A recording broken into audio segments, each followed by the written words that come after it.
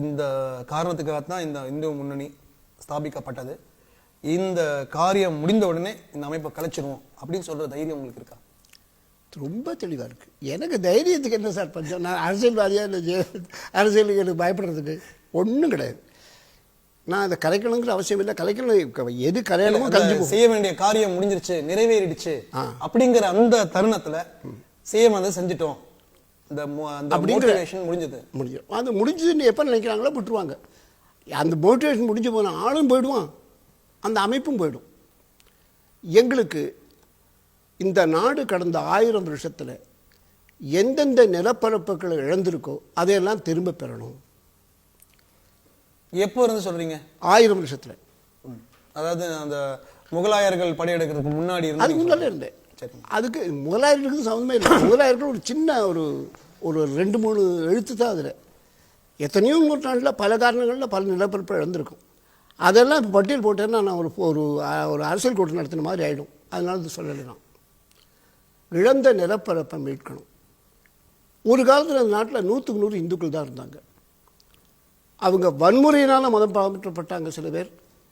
சில பேர் ஆசை காட்டி அச்சுறுத்தி மோசடியாக மதமாற்றம் பண்ணப்பட்டாங்க. உனக்கு குருடனுக்கு கண்ணு தெரியும், ஊமைக்கு வாய் பேச முடியும், முடவன் நடக்க ஆரம்பிப்பான் அப்படின்லாம் சொல்லி ஆசை காட்டி அச்சுறுத்தி வன்முறையாக மதமாற்றங்கள் நடந்திருக்கு. இந்த இந்து சமுதாயத்திலிருந்து பல்வேறு காரணங்களுக்காக யாரெல்லாம் போயிருக்காங்களோ அவர்கள் அத்தனை பேரும் தாய்மதம் திரும்பணும். இழந்த நிலப்பரப்பை மீட்போம், இழந்த இந்துக்களை மீட்போம், 3வது இழந்த கோவில்களை மீட்போம்.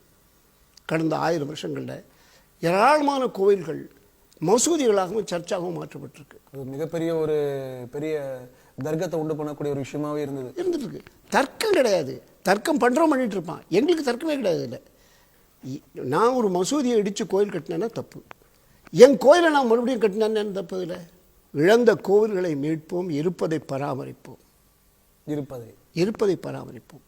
ஒரு கோயில்னா 6 கால பூஜை நடக்கணும், நித்திய அன்னதானம் நடக்கணும், வயசான பசுக்களை வச்சு காப்பாற்றணும். தினம் ஒரு அரை மணி நேரம் 1 மணி நேரம் நம்ம சமயத்தை பற்றி, ஆன்மீகத்தை பற்றி, நம்ம பண்பாட்டை பற்றி, அதனுடைய உயர்வுகளை பற்றி கோவிலில் சொல்லணும். சுவையாக சொல்லணும், புரிகிற மாதிரி சொல்லணும், பிடிக்கிற மாதிரி சொல்லணும்.